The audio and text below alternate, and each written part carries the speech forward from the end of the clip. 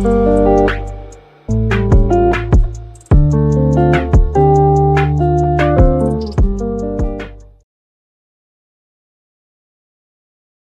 ส่งค่าพี่น้องพร้อมยินเสียงใต้ตีนับยำกูสอกูปาย้ำหลีกตังสายลมอีกบาดังขาวลงแรงเปิงไหลมาหบทบหบยากันกว่าแทงวันหนึ่งค่ะย้อนหาตั้งหักเมตตาตั้งนิมสาตั้งสมเสือมนเปียดตีลูกตีเถาลาพระเป็นเจ้าข้ามาค่ะเนาะโตขอดเพียวถึงพี่น้องผู้ถ่อมยินตีนับยำกูสอกูปาหังเผอหังมันเสกรรมค่ะพี่น้องค่ะมือลัดถึงสึ่งจึงวันเมืองเนี่ยมันติดขึ้นอย่างมันติดตกแต้มในนั่นน่ะมันอยู่ที่ผู้อุปเปิงการเมืองและอีกบาดังปลายการเมืองบ้าเขาหวังก็ว่ามันจะปลายการเมืองเลยก็ย่อเพราะว่าผู้อุปเปิงการเมืองหลีบ่ไหนจังสึ่งจึงวันเมืองก็ได้ขึ้นอย่างมาสูงด้วยรู้ว่าได้เป็นปลายการเมืองคอมมิวนิสต์ของเมืองเขว่าได้เป็นดิโมคราซีของอเมริกาในคันนะข่าวว่าได้มันเลยอยู่ที่ปลายการเมืองเนี่ยมันอยู่ที่ผู้อ่อนโหตั้งการเมืองในคันนะมันอยู่ที่โกนอ่อนโหตั้งการเมืองเนี่ยณวันมื้อนี้ก็ลองให้เฮาก็ได้เห็นฮู้กว่าจอมกันมีไว้อยู่ในสมัยยามลีของพระเป็นเจ้าเหมือนกันโกนอ่อนโหฝ่ายการเมืองที่มีศีลมีธรรมนั่นน่ะมันได้ป้าวตั้งนิมสิมโตขอดเพียวถึงกนวันกนเมืองกว่าจึงหนังหือไหนเฮาก็สืบโดยก็ซ้อมกันค่ะเนาะวันที่ผ่านมาเฮาก็ได้เห็นรองของปอยตึกปางตึกที่ป่อเป็นมาโยสภาพกว่าเลหาอวยหลีอิสราเอลปอดขวางคุณอคำบ้านในมีชื่อว่าอาหับนะคะเนาะพระเป็นเจ้าปันดังนิมสิมที่โยสภาพก้วยกับอาหับซ้ำปามันเข้ากว่าเนอะปางตึกปอยตึกค่ะนะอาหับเลยตายจอมหนังความปลอแผดเลยห่อเท้าไว้มิกขาเลยห่อเท้าไว้โยสภาพหลอดค่ะก้วยกับมือมาถึงที่สึ่งจึงวันเมืองของถูเจ้าเก่าค่ะนะปลอแผดป้าหนึ่งค่ะเป็นคนฮับเจ้าพระเป็นเจ้ามิชื่อว่าเยฮู้ค่ะเนาะฟังสติปันสติโยสภาพกำเดียวกันนะโยสภาพเป็นลูกของอาซาคุณอคำอาซาไล่ขามดังอันนั้นนี่ที่เป็นปอของเยฮู้ในฟังสติโยสภาพเป็นลูกของคุณอคำอาซาลูกใจปลอแผดหานันนี่มีชื่อว่าเยฮู้ในสัมมาฟังสติลูกใจคุณอคำอาซามีชื่อว่าโยสภาพที่ไหนก็ลีป้าจ๋าค่ะก็ที่เป็นปอก็ฟังสติก็ที่เป็นปอก็ที่เป็นลูกก็ฟังสติก็ที่เป็นลูกค่ะนะกุ้ยกะดังอันหับถอมมันมีต่างแปลกเปิงกันเมื่อคุณอคำอาซาไล่ขามปลอแผดหานันนี่ฟังสติปั่นสติเขาพี่น้องค่ะเขาตี้หานันนี่ใส่ทองย่อก็แหมกวนตายป้ากันนะที่นั่นจะเรื่องนั้นค่ะเมื่อเยฮู้ฟังสติโยสภัทเนี่ย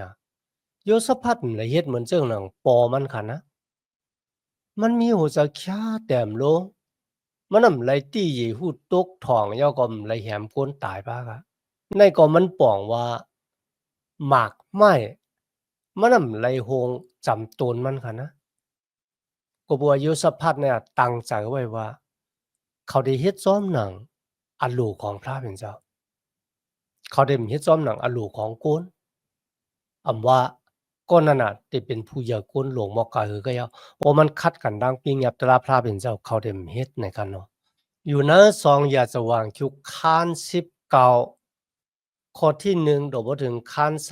21ข้อ7ค่ะ2อยากจะวางคิวคาน19ข้อที่1ดอกบ่ถึงคาน21ข้อที่7เขา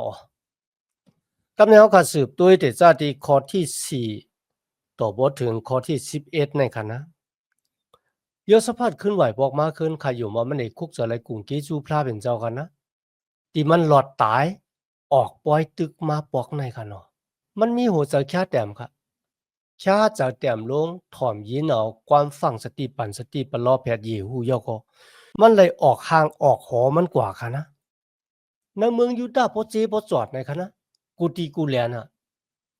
อันที่หนึ่งมันกว่าปันเอ็นปันแห้งก้นหวานก้นเมืองค่ะเฮาก้นหวานก้นเมืองในเมืองยูดาห์ค่ะนะว่าเจ้าคือแล้วเนาะอิสราเอล12คืนเนี่ยอัปเดตมีอยู่ในเมืองยูดาห์เนี่ยเจอะเขาว่านะ เขาปันแห้งว่าเฮาสู่คุกจะไล่พระปู่หมอนของเฮาพระของอับราฮัมอิซักยากุบเป็นพระเป็นเจ้าที่อาศักลิบอยู่จับแสงกันดังหุ่นนางสร้างทู่ของคุณพี่คุณสงฆ์พระป่าล่าทั้งหลายสู่รู้ไล่ขึ้นไหวปอกมาหามันเจ้าเฮ็ดวัดกูก่อยพระเป็นเจ้าป้าในป้าเหลียวหากเลยอยู่สิกูยำและซื้อโยต่อมันเจ้ากันนานก้อยเนี่ยปันเอ็นปันแห้งก้นวันก้นเมืองที่อยู่ในสึงวันเมืองยูตาห์ค่ะ กูวานกูเอิ่งกูเวงค่ะพี่น้องค่ะเขาคันโหลผู้อ่อนโหเมียวในแต่ค่ะนะเพราะว่าเขาคำมีผู้อ่อนโหที่รู้จักพระเจ็ดพระหมานนะตั้งกันทั้งจ้างก็หมานค่ะพอหยุ่มยำตั้มจะเนพระเจ็ดพระหมานนะตั้งกันทั้งจ้างก็หมานนะเหรออาเกียวพรดีมังเราก็หันซื้อหน้าเตอตาซ้อมหนังที่เขาคาเลยหันที่ปอบอกเป็นมาในสึงจึงวันเมืองยูตาห์ในค่ะนะอันที่สองค่ะกว่าปันแห้งกวนในสึงจึงวันเมืองกล้วยหมกาค่ะ วันละเว้งละเอิ่งละคะนะกวาดต่างผู้เสียงตะลาไว้กูวานกูเอิ่งกูเว้งคะนะต่างผู้เสียงตะลาไว้เฮาแต๊บตัดตะลาจอมหนังตะลาเมื่อมีคนแหมกันตายฮะเมื่อมีคนเฮ็ดผิดปิ้งหยัดตะลาพระเป็นเจ้าแน่น่ะเขารู้ได้เจียงตะลาติไหนอะคุณโอคันโยสะพัดปันสติฟังสติโกนที่เป็นผู้เสียงตะลาคะนะวะเฮาสูฮู้ไว้นะ ตั้งอันสูเป็นผู้เจียงตะลาเนี่ยเป็นตั้งอันหาบนาการต่างพระเป็นเจ้า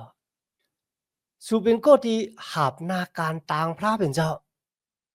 ก็เพราะฉะนั้นสูรู้อันน่ะพระเป็นเจ้าหนึ่งพระเป็นเจ้าบ้านน่ะนะมันน่ะมีตั้งเมือกเลืองอยู่นะมันเจ้าความหว่ำตะลาเนี่ยมีนะครับพระเป็นเจ้าบ้านเนี่ยเป็นพระเป็นเจ้าที่ซื่อต่ออันที่สองพระเป็นเจ้าบ้านเนี่ยนะตุ้ยนาเล็กนาใหญ่ พวกคนมีเฮ็ดแมวพวกคนผ่านเฮ็ดแมวนั่นเจ้านะครับพวกผิดก็ว่าผิด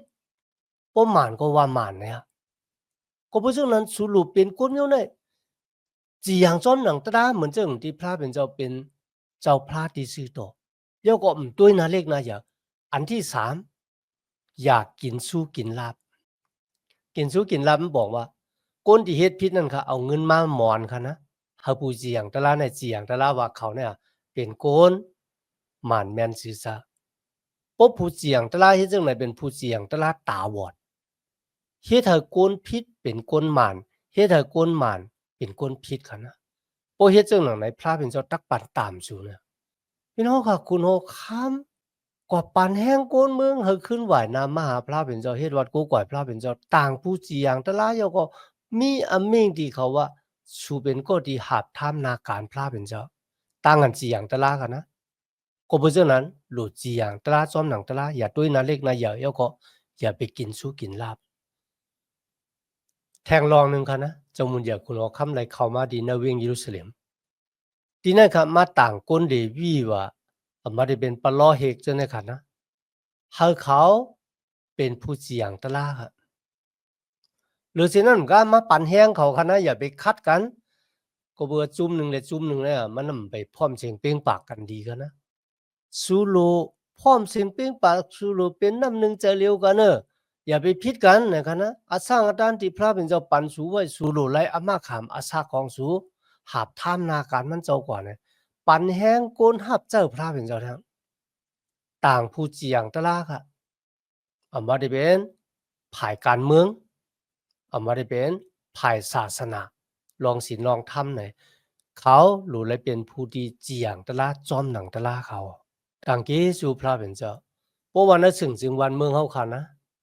มีผู้อ่อนโหที่อาศักลิบอยู่ในศีลในธรรมมันเป็นปุ่งหางกุนดากุนวันกุนเมืองแหละมันได้ป้าเอาตั้งนิมสิมตั้งสื่อต่อตกขอดแผ่วถึงในสึงจึงวันเมืองสึงจึงวันเมืองกัดเย็นแคมสะสึงจึงวันเมืองขึ้นอย่ามาสูง ในวัดมื้อนี้ค่ะในหวานในนาในเอิ้งเฮาในเวงเฮาเนี่ยเฮามีปลูกก้างปลูกเก๋เมียวเหรอครับจ่องเขามีตั้งอยู่เสกูยำพลาตะลาจ่องเขามีตั้งหักดอกกวนหวานกวนเมืองแลจ่องเขาอยู่ในศีลในธรรมร้องให้หลีวนจากใครจากครับป้อมมีบนในเสียงเฮาขาดสุดตองย้อนพระเป็นเจ้าปันผู้อ่อนโหที่มีตั้งอยู่มาตั้มจากเนพระเป็นเจ้าอยู่ในศีลในธรรมของพระเป็นเจ้าย่อก็เป็นคนที่สื่อโตะในกันนะตัวนาเล็กนาใหญ่เนาะ กำแนวคำมาสืบด้วยสองอย่าสว่างชุกค้านเช้าค่ะพี่น้องค่ะในข้อที่1 ถึง 4เนี่ยยศพัดไรกว่าหาลองหาตั้งเปินค่ะนะกุ้ยกะก้นอมุนก้นหมอผ้าอีกบางก้นที่อยู่จอมหิมหอมจะในค่ะนะนำหนาลงล้างในค่ะนะป้ากันเข้ามาปุ่นดาเดตึกจามุนอยากหนอคำโยสพัดค่ะนำนะคะลูกเสกตีเมืองสุริซีเรียค่ะนะผายปุ้นน้ำหองหลงนั่นมาแล้วอะตุยดีคาลูมีอยู่กตีเวงหาจัดจุนดามาอันมีจิว่าแอนเกตีนันติคาโอวะพี่น้องค่ะแต่จัดที่ข้อที่3ก่อนนะเลยลัดถึงรองของคุณอคันโยสพัดมีดังกัวนะพี่น้องค่ะเผาเลยหมกูเนาะมีคนศึกนำบทนั่นค่ะนะเดี๋ยวก็มาหลายเจ้าคืนเนาะหลายสิ่งจริงวันเมืองป้ากันมาล้อมมาเวียงสิ่งจริงวันเมืองยูตาโยสพัดก็กูยังมันเฮ็ดจึงขนาดไหนมันสอกหาตั้งซอยแถมติลูกตีพระเป็นเจ้ามาเขามันเฮ็ดจึงครับส่งปูละสอกกว่ากูวานกูเอิ่งกูเวงในเมืองยูตาค่ะนะว่าเฮาโกนเมียวยูตาทั้งหลายป้ากันอึบตังกินสุดต้องเติ่งหาพระเป็นเจ้าอึบตังกิน要ก็สุดต้องเติ่งหาพระเป็นเจ้าย้อนหาพระเป็นเจ้าจอยแถมเจ้าแต่ค่ะนะเมื่อคนยูตาตั้งเสียงได้ยินจังไหนครับต่างเกสู่พระเป็นเจ้าคนวันคนเมืองดังหลายถ่อมโซบอกความเจ้ามุนเยกุนอค่ำค่ะป้ากันเข้ามาที่เวียงเยรูซาเล็มแล้วก็สุดต้องเติ่งหาพระเป็นเจ้าโฮมรวยกันดังเจ้ามุนเยกุนอค่ำค่ะนะนี่ก็เป็นความสอนบุญดาวค่ะมือมีดังตุกข่ายอย่าผืดขานเจ้าเนี่ยเขาไหวนาเขากว่าจู้พละหวังก็ไหวหนากว่าจู้ผีกว่าหมอผีหวังก็ไหวหนากว่าจู้หูนางสังทุหวังก็ไหวหนากว่าจู้โกนโกยกะโยสพัดอีกบาดังโกนเมืองยูตาป้ากันไหวนามาหาพระเป็นเจ้าเจ้าอิงปึงเอ็นแห้งของดูเจ้าเก่าค่ะนะมีอยู่ค่ะเอ็นแห้งก็มีอยู่อิงปึงเอ็นแห้งโกนะเอ็นแห้งผีคุณทรงมานะถูนางสังทุโกยกะอิงปึงอาโกพระเป็นเจ้าที่เป็นพระปู่หมอนของเขาเลยดังอันปืนข่าวย้อนให้คนเมืองยูดาห์ดังหลายอึบตั้งกินสุดต้องเติ่งหาพระเป็นเจ้าลองในข่าวว่าเป็นรองดีๆอ้ามค่ะนะมันบอกว่าผู้อ่อนโหดที่มีตั้งอยู่สิกูยำพระเป็นเจ้าเนี่ยเขาเฮ็ดจังไหนกำนำมันจะจังไหนคะนะตึก如果下当做甜啲นั่นที่เนี่ย如果下ลากนักจังนั้นจังไหนเนี่ยคะเนาะกุยกะที่เนี่ยมันจะค่ะป้ากันอึบตั้งกินแล้วก็มาสุดต้องเติ่งหาพระเป็นเจ้าซ้อมกันนะ ความสุดต้องของสมุนเหยกุนอคำโยสพัดกับคันหาโดว่าถึง30นะครับนะอายาจมุนเหยกุนอคำสุดต้องเติ่งหาพระเป็นเจ้ามีตั้งหยุ่มมัดเนอพระเป็นเจ้าแต่ๆกันนะเนออนาตันโคเนาะเนอตั้งหักแม่ตางมันเนี่ยข้าเจ้าเต็มโลกโยกว่าติตายติรีบก็เฮเลยอยู่ในองค์มือของเจ้าค่ะนะครับเขาว่าจังครับเขาสุดต้องว่าพระเป็นเจ้าพระปู่หมอนของเขาทั้งหลาย พี่น้องค่ะมันมีตั้งอันตัวทบตาหารจอมพระเป็นเจ้าค่ะนะกุยกะมันเลยเอาตั้งอันตัวทบตาหารนั่นน่ะมาสุดต้องหาพระเป็นเจ้ากุยกะมันยิบมันกะติเสจาไงโอ้พระเป็นเจ้าพระเป็นเจ้าปู่หมอนของเฮาเนี่ยก็เพื่อพระเป็นเจ้าปันกะติเสจาที่ปู่หมอนของเขาไว้ค่ะลูกว่าแลนดินอิสราเอลเนี่ยที่เป็นของเขาที่เป็นอมวยลูกหลานของเขาต่อโจเนี่ย พระเป็นเจ้าผู้ผ่านสร้างเป็นผ้ากลางเฮาเลยลินเมืองพระเป็นเจ้าผู้อุปเปิงโก โกนกูเจ้าคือนะกัมพาโลกาโลไนมือของเจ้าค่ะมีอานาตันโคมือของเจ้าค่ะเนี่ยมีคนก็ละติติมาตึกมาโตเจ้าค่ะอะไรอ่ะมีตั้งอยู่มาทำจากเนพระเป็นเจ้าจึงหนังไหนคะนะสุดต้องกว่าแทงว่าพระเป็นเจ้าด้วยค่ะรู้โกนที่อยู่จอมหิมหอมเนี่ยเมื่อปู่หมอนเขาออกเมืองอียิปต์มาเจ้าค่ะว่าอย่าไปเฮ็ดให้ดีเขาก้อยกันนักขิงเนี่ยเขาได้มาลืบเขาขาออกนะสึงจึงวันเมืองเขาได้มาญาติลูกญาติแล้วเขาเจ้าค่ะเลยอาบเหรียญดินเนี่ยเขาเป็นอมวยลูกหลานของอับราฮัมพระเป็นเจ้าดีค่ะเขาขาได้ตึกเขาจึงหนังหือเขามีนำบ่ตัดหน้าเนี่ยค่ะเฮาขาดังเสกหัวที่เฮ็ดจึงหนังหือตาของเฮาขาเนี่ยมุงด้วยกว่าที่เจ้าเฮากุยเขาอ้อว่ะขุยตาของเฮาขาเนี่ยมุงด้วยกว่าที่เจ้าขากุยเขาอ้อเนี่ยอาพี่น้องค่ะมันเป็นความสุดโต่งที่พระเป็นเจ้าได้ยินค่ะข้านอนตั้งที่เฮาขาอ่านมาเนี่ยคุณเอาคำโยสภัทเมอิหยังไว้ค่ะ1โหลำเวงของเจ้าค่ะปุณดาเทเฮเพศึกเพเสือ2เมแฮนจะรีบจะกล้าค่ะนะเขานำดังกินไว้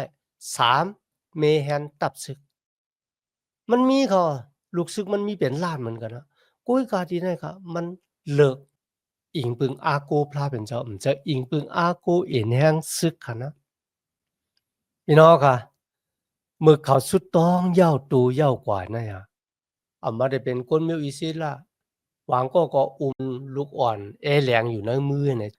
จุกอยู่ต่อหน้าจ้องปิกหมันของพระเป็นเจ้าโคมรวยกันดังคุณออกคำโยสภัทนักขิงนะครับวิ่งเห็นมดจังของพระเป็นเจ้าเนี่ยลงมาเหนือยาหาเซลายาเซลาเนี่ยเป็นปลอแพทย์ครับ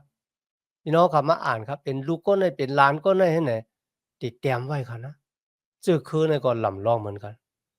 ยาเซลาลาตีคุณหอคำโยสภัทอีกบาดังกลเมียวอิเซลาตีสุดต้องเตึงหาพระเป็นเจ้าคุณหอคำโยสภัทกลเมียวอิเซลาดังหลายเขาถ่อมยินได้ในเป็นขอความตีลูกตีพระเป็นเจ้ามาอย่าไปโกอย่าไปเจอลูกก็ปือสังก็บัวปางตึกปอยตึกเนี่ยมันนำจะปุนตาสูก้อยกับปางตึกปอยตึกเนี่ยพระเป็นเจ้าติดตึกต่างสัวพี่น้องค่ะมีคนชื่อจัดเจ้าคือเหรอที่ว่าเฮ็ดวัดกูก่อยพระปานนั่นยก็พระปานนั่นน่ะมาตึกต่างเฮาเนี่ยจองมีครับพี่น้องค่ะตั้งสุดตรงของเขาเนี่ยมันเหมือนเจิงว่ามันผุยเซียนตั้งเฮาพระเป็นเจ้าเนี่ยมาเฮ็ดหน้าการของมันซะตั้งเป้แหน่งนั่นน่ะมันเป็นตั้งเป้แหน่งที่ลูกที่พระเป็นเจ้ามามันจะเป็นตั้งเป้แหน่งที่ลูกที่นำกัดตั้งแขนของเฮามาเนี่ยบ่ยอเฮ็ดจึงค่ะเจ้ามุนอยากคุณออคำอยู่สัพพัดเนี่ยแม่แฮนค่ะคนที่เล็ดติ่งคนที่เฮ็ดความหยองยอพระเป็นเจ้าคนที่เฮ็ดวัดกูกว่าเนี่ยเฮาไปกว่าอ่อนดังตับซึกคั่นนะก็บ่พระเป็นเจ้าลัดว่ามื้อพุกเนี่ยเฮาสู่ออกกว่าตึกโกยการในปางตึกนั่นน่ะเฮาได้เป็นกอที่ตึกต่างสู่เนี่ยพี่น้องค่ะในวันมื้อนี้บ่ว่ามีปางตึกปอยตึกแล้วก็มีคนเฮ็ดติ่งมีคนเฮ็ดความย่อมีคนเฮ็ดวัดกูกว่าพระเป็นเจ้ากวานดังตับซึกนั่นน่ะคาถางว่าได้มีคนไข้โขจ้ะ มันเป็นรองทางอันหลากหลายมันเป็นรองทางอันดีอามกันนะเพราะโยคนที่เล็ดติ่งคนที่เฮ็ดความเนี่ยกันนะป้ากันห้องความว่าก็คือว่าพระเป็นเจ้าของเขาเนี่ยเป็นพระเป็นเจ้าที่มีตั้งหักมันเคิงอยู่นิกจาเถาระยกยองยองย่อพระเป็นเจ้าก็บ่เจ้าเป็นเจ้าพระที่มีตั้งหักมันเคิงแต่อยู่นิกจาเถาระเนี่ยพี่น้องค่ะหลีอามเขากำนึงสุดเป็นเรื่องคันนะโกนซึกว่าอัมโมนะหมอผ้าวะโกนซึกหลายตีเนี่ยตีมาเนี่ยค่ะนะเขาขึ้นแหมกันขึ้นอะพี่น้องเขาขึ้นพันกันขึ้นโกนมิวอิศิราป้ากันกอดไก่เขาก็ยักตัวอยู่ให้นั่นก็ค่ะนะก็บ่ปล่อยตึกปางตึกในพระเป็นเจ้าแล้วว่าเขาได้ตึกต่างสู่เนี่ยนะก็เพื่อเขาเลยต่างเกจูยกยองยองโยพระเป็นเจ้าอ่อนตั้งตีเลยตั้งเป็นอย่างเงี้ยค่ะนะกำนึงสุดเขาก็เลยหันตั้งเป็นอย่างนั้นร้องนะพี่น้องค่ะในข้อที่29ค่ะตั้งอันมีตั้งกูตั้งเหต่อพระเป็นเจ้าเนี่ย อู้เปิงอยู่เนื้อแลนลินของโกนต่างเจ้าคือเมื่อเขาทั้งหลายเลยยินว่าพระยาเวเนี่ยตึกต่างโกนมิวอิสลาทั้งหลายปางตึกป้อยตึกปอกนั่นนะกันนะเจอโกนมิวอิสลาตึกก้วยกับพระเป็นเจ้าตึกต่างเขาเนี่ยโกนดีอยู่จอมหิมหอมนั่นเลยยินจังหนังไหนป้ากันมีตังกูตังเฮต่อโกนมิวอิสลาป้ากันมีตังกูตังเฮต่อพระเป็นเจ้ามันดีอ้ามเขาพี่น้องเขาว่าพระเป็นเจ้าหากเขามากะเปิดเกียรติเขกังเขามากะวายเสกลซึกติมัดตึกเขาตายเนี่ยเขาป้ากันกว่าเอาจริบจะกล้าของเขาเงินคำที่เขาต่อมาจนในขณะเขากว่าเก็บ3 วันพี่น้องไม่ได้เป็นเขาน้ำตังกินกันนะเงินคำโคของกามีเนี่ยเขากว่าเก็บเอาตีก้นซึกตีตายนั่นนะเข้าทั้ง3 วันในวันที่4ครับเขาป้ากันเข้ามาในกองปีกหมันของพระเป็นเจ้าเฮ็ดบาดกูกว่าพระเป็นเจ้าต่างเกจูพระเป็นเจ้าที่ปันตังเป็นอย่างเดียวค่ะเจ้าค่ะเป็นเจ้าพระที่ไหว้วางจะตั้มจะเลยแต่ตั้งออกอย่างพวกนั้นจะลุยสติปัญญาลุยเอ็นแห้งลุยอานาตันคูลุยน้ำกัดตั้งแขนของเขากุ้ยกะมันเป็นลุยด้านเขาค่ะยุ่มยำตั้มจะนะเจ้าอิงปึงอากูเจ้าเขาค่ะเป็นตังเป็นอย่างของเขาค่ะในวันมันนะครับเพราะว่าเขาค่ะมีตั้งอย่าผืดขานใจค่ะนะเขาค่ะเฮ็ดวัดกูกว่าพระเป็นเจ้าป้าเหลียวกันดังเจ้ามุนเดียคุณโอคำโยสพัดค่ะเพราะว่าเขาค่ะอิงปึงอากูมันเจ้าเสียงสุดหมักหูใจของเขาค่ะนะเขาค่ะที่เลยมีตั้งอันโตทบตาหันเหมือนเจ้าหนังเจ้ามุนเดียคุณโอคำบ้านให้มีก็เบอร์สังก็เบอร์พระเป็นเจ้าป้าเนี่ยเป็นพระที่อาศักลิบอยู่อเตกปัจจุบันอนาคตมันเจ้าแต่อยู่สืบตามไงเป็นเจ้าพระที่มีอาณามุนพุ่งตันโคอย่างมีแต่เป็นผู้ที่อุปเปิงผ้ากลางเฮาได้เป็นผู้ที่อุปเปิงโกนกูเจ้าคือในกัมพาโลกาลงเลยแต่ตั้งตายตั้งรีบกว่าอยู่ในองค์มือของพระเป็นเจ้าป้าเนี่ยพี่น้องค่ะมันจะไม่ใจหุ่นหางสร้างทู่มันจะไม่ใจคุณปีคุณสางก้อยกันมันจะมีชื่อว่าพระยาเวเป็นผู้ผ่านสร้างเป็นเจ้าเกกชอดเป็นพวนสี่อย่างตะลานในวันลุนสุดวายเสียเอาตายออกโลกาในกว่าเขาติมืออยู่เจ้ามันเจ้าแน่เขาติกว่าอยู่มองอะไรเนี่ยไหนมันเจ้าปั่นอขว้างเฮาแทบตัดสินใจมืออสักลิบอยู่ในโลกาเนี่ยครับแม้แต่เพลงก้นผ่านก้นมีก้นหลีก้นจ้าถ้าบอกดังเกะขอดเลยดังอยู่มัดตำจะเนื้อจุยสู้ว่าดังเยจูดีคำตามบุญเป็ดตังค่ะเนื้อเสาลักว่ามือวันที่3จะลูกกำลังตายขึ้นดิบมาข้าหาบตุ้งเอาเลยซบยุ่งเลยจ้าว่าเจ้าเยซูเป็นเจ้าเกะขอดของค่ะผิดป้างจะเอาค่ะมาเป็นเจ้าพระของค่ะอ้อนส่งในตั้งค่ะมาจากจอยแถมค่ะนจุดาสักในสักกับตัวเจ้าวิ่งเงินปันเจ้าเขาค่ะบนไหนจังพี่น้องค่ะในเป็นส่วนไรส่วนเป็นที่มีกายคันลงมืออสักรีบอยู่ในโลกาเนี่ยครับว่าเสียตายกว่าย่อมมีอขว้างบุญดาเดเลือกตัดสินใจซึ่งไหนแทงในวันเมื่อในพวกเขาขับแปดมันเจ้าว่าเสียเขาตายออกโลกาเนี่ยกว่ามันเจ้าก็ติแปดเขากว่าขามตามเอาห้างกุ้ยนะมันบอกว่าเขาเถียงแปดว่าตั้งตายเจ้าหรือเสาลักว่ามือนั้นขามเอามันตับหลมาเพตามบุญแปดต่างค่าเนี่ยค่าได้กว่าเพกุ้ยเนี่ยกันนะอย่าเฮ็ดเสียกรรมค่ะมันอันตรายนะชาจะแต้มลงโยก็มาเห็นหูจักมันเจ้าว่าพระเจ็ดพระหมันมีแต่ห้าเนี่ยพี่น้องค่ะได้เลยหูจักมันเจ้าต่างเกจูพี่น้องค่ะที่อยู่มาตำจะในจุยสู้เดียวค่ะเป็นลูกล่างแต่เปเจ้าเยาค่ะนะเขาอยู่ยำตำจะในพระเจ็ดพระหมันในไหลแต่เขาค่ะหลุเลยหากเลยอยู่เสียกูย้ำสีอยู่ต่อมันเจ้าหลุเลยยิงจอมหนังตั้งกำตั้งย่างตั้งเฮ็ดตั้งสางเจ้ามุนเยอะคุณโอคำโยสะพัดปาในเขากับแนวคำมาถึงสองอย่าสว่างชุกคาน21ข้อที่1ถึง7ครับในซ้ำเป็นรองของยะโฮลัมครับลูกของเจ้ามุนเยอะคุณโอคำโยสะพัดกันนะโยสะพัดเลยเสียงกามกว่าในคานเช้าครับในคาน21เนี่ยยะโฮลัมฮะ ขึ้นมาเป็นเจ้ามุนใหญ่คุณหอคำต่างปอมันกันนะโยสภัดก็มีลูกชายหลายก่อคันนะก้อยกับยะโฮลำนี่เป็นลูกชายโหปีมันลูกชายเงามันคันนั้นเนาะมันเอาเงินคำเนี่ยปันที่น้องของยะโฮลำกันนะลูกชายมันกูเกาะแล้วก็ต่างเขาให้เป็นผู้อู้เปิงจอมหวานจอมนาจอมเวียงจอมเอิ่งนี่นะครับเพปันเขากว่าก้อยกับยะโฮลำเนี่ยเป็นลูกชายเงามันต่างให้เป็นเจ้ามุนใหญ่คุณหอคำต่างมันเขาในข้อที่4คันนะยะโฮลำฮะมือมันไหลอานาอู้เปิงในสึงจึงวันเมืองยูตาห์สึงจึงวันเมืองมันเขิงเย้านะครับตีนไหนกับมันเฮ็ดจึงกันล่ะพี่น้องครับมันแหมน้องใจายมันตายแบบไหนอีกบาดางหมู่หมัดพองเมืองหวางโก้ครับมันแหมตายแบบปุนดาได้ฮูบซิเมาอานานั่นน่ะมาเป็นของตัวเจ้าเก่าพี่น้องดีเสียหลายแท้ๆคันนะเพราะว่ากนเหมือกกนเลืองไหลอานาอู้เปิงพองงำสึงจึงวันเมืองไหนกันนะมันหลีใจเลขแต่ค่ะทีนี้เขาขาไหลหันยาโฮลำในมันเหมือนปองเหตุค่ะนะเหมือนโยสัพพาเหตุค่ะนะโยสัพพาในอิงปึงโกพระเป็นเจ้าไหลหันตั้งจอยแถมอันเยอะมีติลูกตีพระเป็นเจ้ามากุ้ยกะยาโฮลำเนี่ยจ้างมันเหมือนปอมันเหตุค่ะนะหมากไม้ตีโคงไก่โตนมันแต่ว่าก็บ่สังขลาบ่น่ะจะก็เบิ่มันกว่าเอาลูกยิงของอาฮับเยซาเบลาคุณเอาคำปอดห้องเมของมันมีชื่อว่านางอัฏฐลีเป็นลูกของนางเยซาเบลาค่ะนะที่จังพระเป็นเจ้าค่ะนะที่อยู่ในศีลธรรมที่เมือกเรืองก็บ่จังไหนคะอย่าโหลำเนี่ย